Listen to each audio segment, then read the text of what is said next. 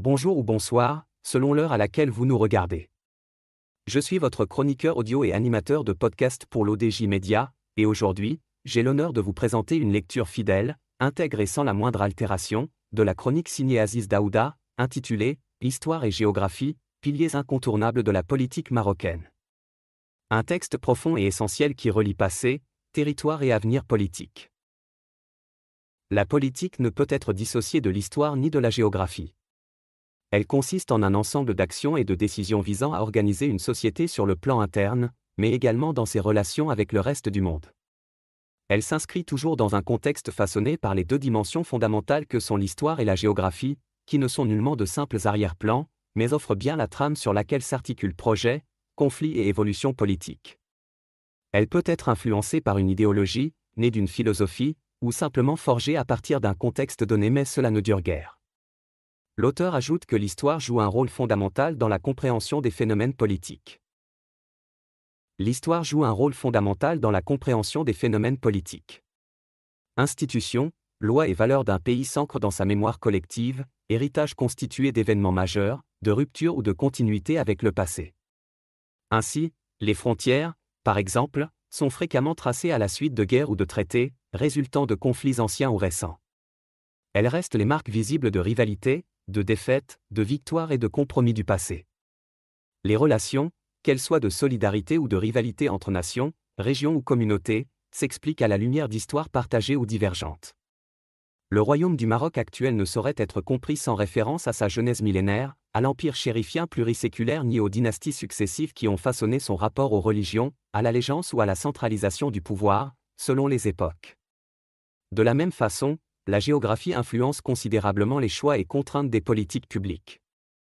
La répartition des ressources naturelles conditionne le développement économique, l'organisation territoriale et les rapports de force.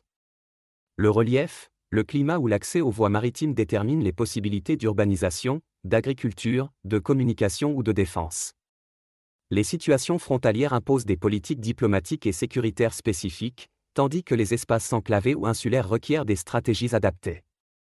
Certains auteurs n'hésitent pas à qualifier le Maroc de « pays insulaire » du fait de sa configuration géographique. L'auteur pense qu'il est donc inconcevable de penser une politique efficace sans tenir compte de l'histoire et de la géographie. Il est donc inconcevable de penser une politique efficace ou légitime sans tenir compte de l'histoire et de la géographie. Chaque choix, chaque réforme, chaque ambition politique doit s'appuyer sur une compréhension approfondie du territoire et de la mémoire collective. Ignorer l'un ou l'autre, c'est s'exposer à l'illusion, à l'incompréhension, voire à l'échec. Au sujet du Sahara appelé « occidental », la géographie de cette région se situe indéniablement dans le prolongement du Maroc, tant sur le plan physique, démographique qu'historique, les populations sahariennes ont largement contribué à l'évolution du pays. Son histoire s'est écrite au fil des allégeances successives de ces tribus au sultan du Maroc, et le royaume chérifien constitue, de fait, un État-nation institué bien avant la période contemporaine. Affaibli pour avoir raté le virage fondamental de la révolution industrielle, l'empire chérifien sera dépecé du sud vers le nord, mais aussi à partir de l'est. Le Sahara dit occidental fut annexé par l'Espagne, qui exerça un contrôle colonial de 1884 à 1975.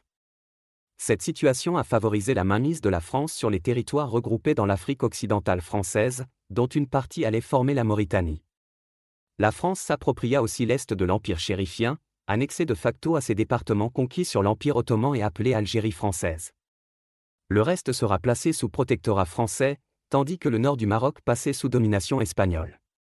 L'auteur explique comment, après l'indépendance, le Maroc a poursuivi sa reconquête pacifique.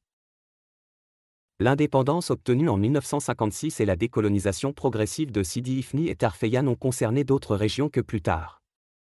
Le 28 novembre 1960, la France autorise la proclamation de l'indépendance de la Mauritanie, région revendiquée alors par le Maroc, tout comme les territoires sous contrôle espagnol, considérés comme siens. À cette époque, il y eut un ministère marocain dénommé « des affaires mauritaniennes et sahariennes », fut confié à Mohamed Fall Ould Oumer, représentant de ces territoires. Dès 1963, le royaume porta la question du Sahara espagnol devant la commission de décolonisation. La situation se compliqua lorsque la Mauritanie nouvellement créée revendiqua également ce territoire, notamment pour exercer une pression sur le Maroc, qui ne reconnaîtra l'indépendance mauritanienne qu'en 1969, soit 9 ans après sa proclamation. Le Maroc continua de revendiquer pacifiquement le Sahara espagnol, empêchant l'armée de libération de poursuivre ses actions militaires dans la région. En 1973, la création du Front Polisario, Front populaire de libération de la Sagia El Amra et du Rio de Oro, marqua une nouvelle étape. Ce mouvement visait initialement à rattacher le territoire saharien à la « mère patrie ». Mais dans un contexte de rivalité régionale et de tensions idéologiques, la question saharienne fut instrumentalisée par divers acteurs. La Libye de Mouammar Kadhafi joua notamment un rôle décisif dans la montée en puissance du Polisario indépendantiste, soutenant et armant le mouvement dans une logique révolutionnaire et panarabiste, tout en cherchant à déstabiliser la monarchie marocaine. Plus tard, Kadhafi admettra lui-même avoir commis une erreur stratégique en soutenant ce groupe, qui demeure aujourd'hui encore un facteur de déstabilisation dans la région. En 1975, un tournant pacifique se produisit, fort de l'avis de la Cour internationale de justice reconnaissant des liens d'allégeance entre les tribus sahariennes et les sultans marocains, Feu Essem Hassan II lança la marche verte à la surprise générale.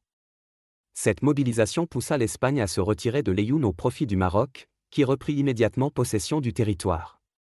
La Mauritanie, bien qu'ayant occupé des zones limitrophes, finit par se retirer, laissant le Maroc seul face au Front Polisario, soutenu activement par l'Algérie qui hébergea, arma, finança et érigea le mouvement en République. L'Algérie de Ouari Boumedienne exploita la situation pour affaiblir son voisin marocain, n'hésitant pas à qualifier le dossier saharien de « caillou dans la chaussure du Maroc », façon de se venger de la défaite cuisante de 1963. Ce contentieux a souvent masqué l'histoire profonde des liens entre le Maroc et ses territoires sous autorité chérifienne bien avant l'ère coloniale. Pour le Maroc, l'intégrité territoriale repose solidement sur les constantes que sont l'histoire et la géographie, des arguments majeurs. Le reste n'est qu'une construction éphémère sans fondement, vouée à s'effacer dans l'oubli dans un futur proche. Les Marocains le savent très bien, peut-être pas les autres. Chers auditeurs, c'était la chronique signée Aziz Daouda, lue dans son intégralité, sans le moindre mot changé, par respect pour son auteur et pour votre confiance. Merci de votre écoute attentive. Je vous retrouve très bientôt pour une nouvelle chronique à l'ODJ Média, si le cœur vous en dit.